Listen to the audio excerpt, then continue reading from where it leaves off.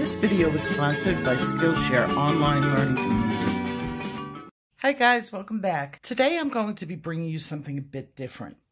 I'm going to be bringing you a comprehensive guide for buying rare and vintage Prismacolors. Yes, there are over 150 pencils, and I bet a lot of people didn't know that. A Prismacolor has been putting out pencils for 100 years. It's only now that we have 150 pencils, but it's not the only pencils that they have. And they're still available if you know where to find them and what they are. So today's video is going to be a genealogy search of these pencils. Now, there are blurbs all over the place about the history of Prismacolors and the pencils, but there is nowhere to find the information that I have put together in this guide. It started by taking a course on genealogy that I found on Skillshare. Skillshare is an online learning community with over 15,000 courses you can take for under $10 a month. I've been a sponsor for Skillshare for over 6 months, and it never gets boring. I have taken classes in everything from how to paint, draw, and even how to trace a genealogy. This month, I took Katie Ross's genealogy class, and it gave me so many tips how to do research for this video, as well as how to find my own family history. If you would like to try Skillshare, there is a link in my description box for 2 months for free. Give it a try. You can't lose anything, and you can only gain knowledge. With the price of college being so expensive, Skillshare is a great way for adults to learn on their own when they want and what they want. Take one class or take 100. Skillshare Premium is unlimited. In my last video, I created this special box. Well, I needed this special box because I'm putting special pencils in. All of these pencils are rare and vintage. I realize when you look at your Prismacolor pencils right now, the premieres, you just take it for granted. It has a number. You don't really know what that number is, but it has the name of a color on it. That's what you call the pencil. You got 150 of them. That's all of them. You're done. You're finished. You use them, and then you go buy another one. I'm going to show you what those numbers are for, because most people don't even realize they have more of a history than the premier set. In addition to knowing the history and how to read the pencil, time I'm done with this guide, you're going to be able to pick up an old pencil, instantly know the year or the time period that it was made, if it is a rare pencil or if it is a common pencil. In addition to teaching you about the pencils, I'm also going to tell you all my secrets about where I get my pencils, how I get my pencils. I'm going to also give you a list. Now, the list is going to come out at the end of video 2. This is video 1. Video 1, I'm going over the history of the pencils and how to read the pencil. In video 2, I'm going to go through all the rare pencils, give you a comprehensive list of everything that you need to know about every single pencil that Prismacolor has ever put out since the 1800s. So, let's begin.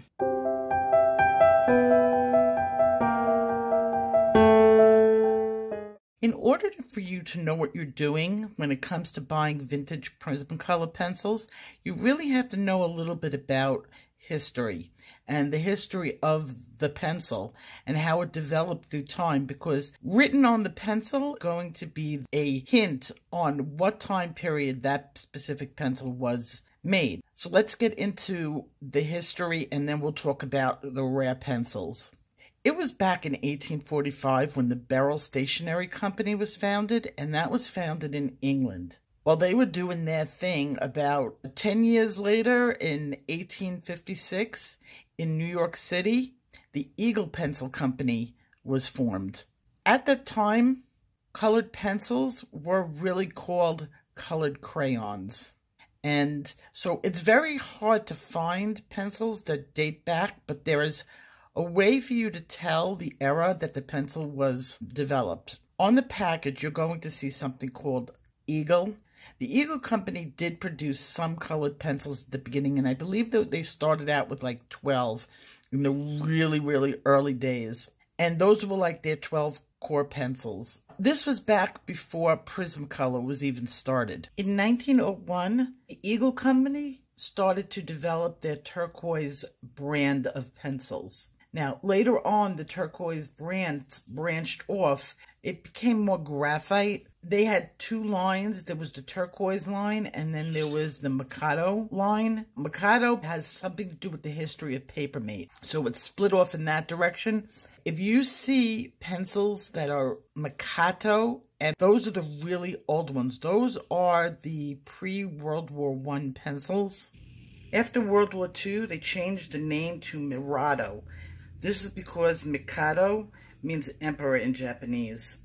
Even though later on, once the Prismacolors did come out, they did call the Prisma line turquoise Prisma. So now it's 1938, and the Eagle Company joins up with a pigment company. Now, I'm not 100% sure if they merged the companies or they had a joint venture together. And their first artistic line of colored pencils came out.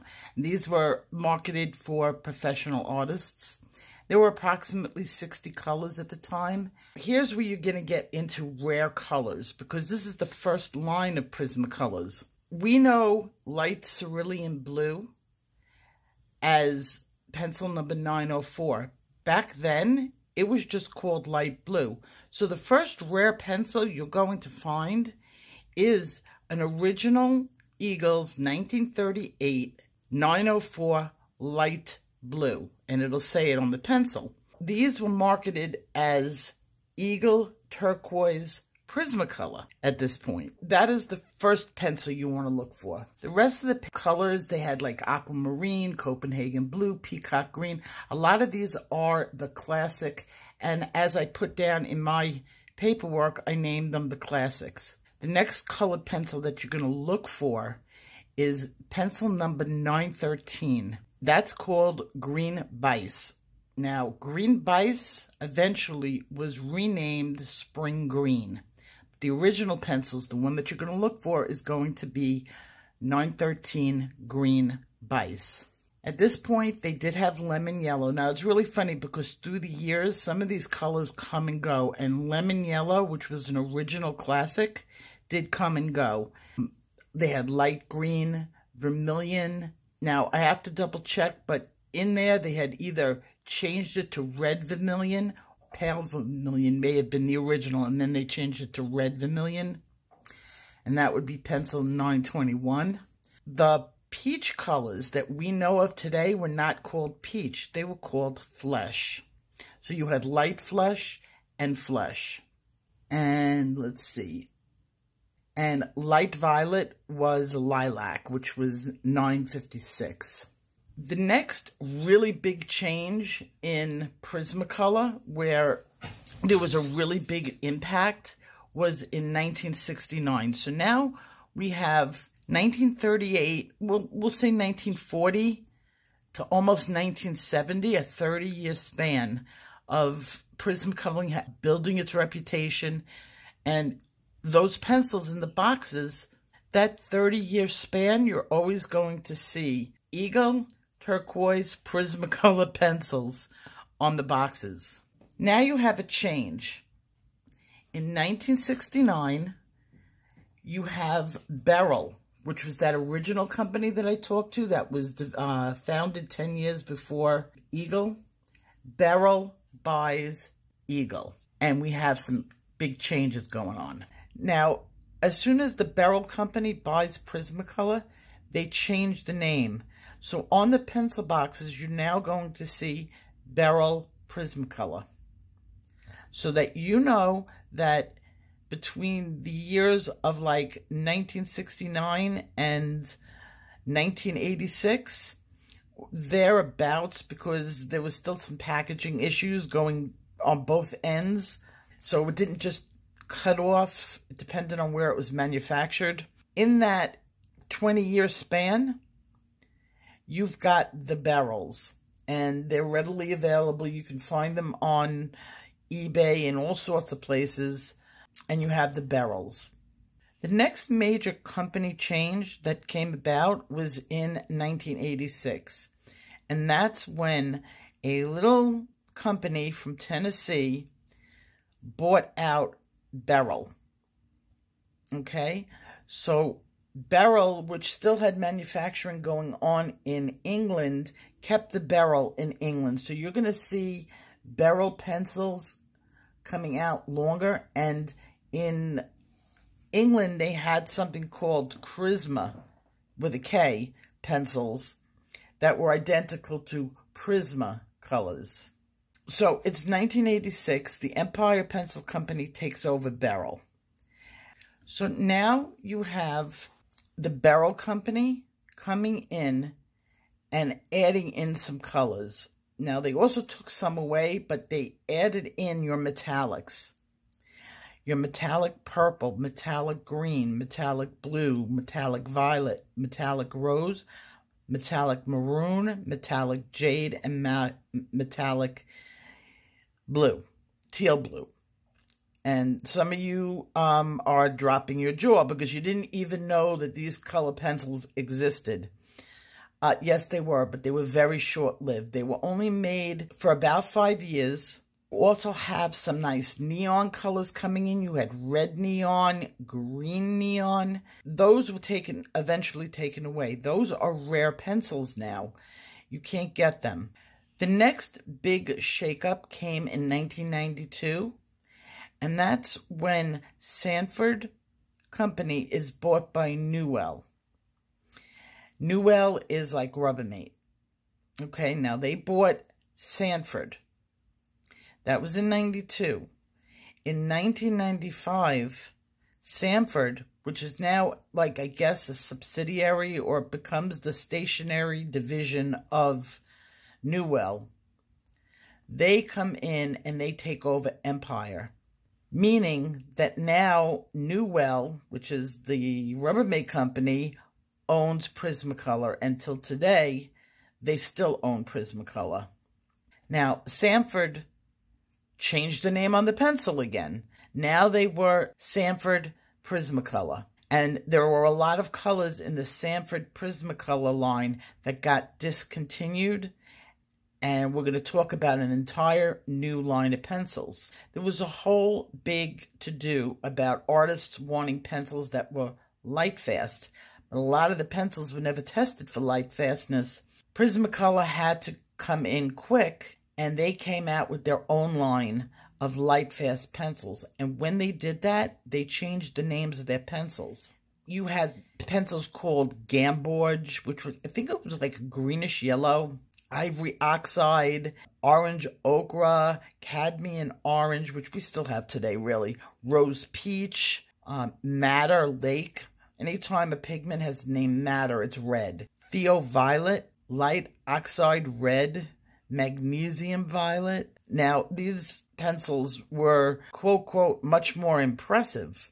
And when things are more impressive, the prices go up. They were also more expensive because they were the light fast and they were very heavy pigmentation in these pencils. They cost a fortune. The art community did not like it. These pencils flopped. Prismacolor, not only in their reputation, but their bottom line. They didn't make the money. Prismacolor needed to do something. And within 5 years, the entire light fast line disappeared. And they brought back all the old colors, the popular colors. They brought them back.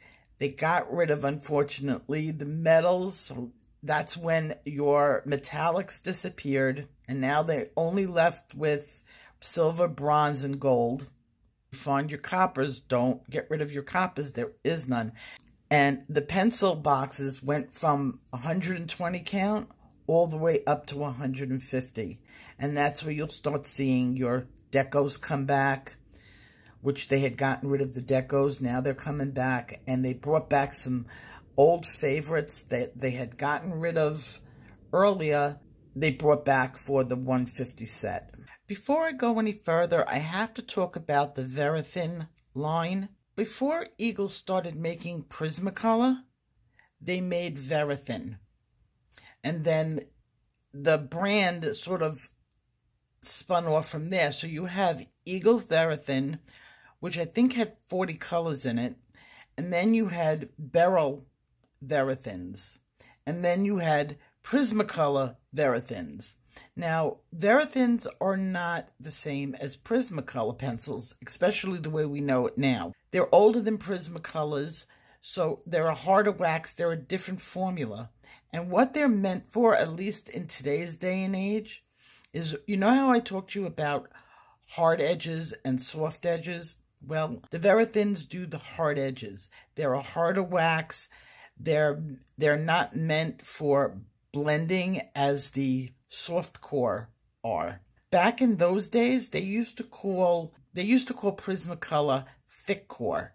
Now it's soft core. So in case you run into something where something says thick core, you know that's the older pencils, and it was more of like a marketing ploy, except the cores were kind of thick. They were thicker than they were today, and I have some pencils to show you. You made it through the history.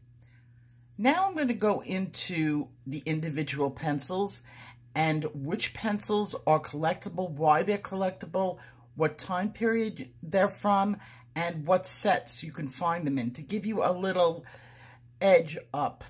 When you're looking at things, you'll know exactly what to look for and what year to look for, what boxes to look for. That's what you're going to find in the second part of this video, is everything you need to know about the rare pencils and where to find them. So I will see you in part 2. And now remember, there was one set of pencils that they didn't put any sort of company marking on. So all it said was Prismacolor. Name that company from the companies that we've already talked about. Name that company, put your guess in the comments below, and from the people who guessed correctly, I will draw a winner for a brand new but vintage copper Prismacolor. So I will see you in a couple days in my next video. Take care. We wish you a Merry Christmas.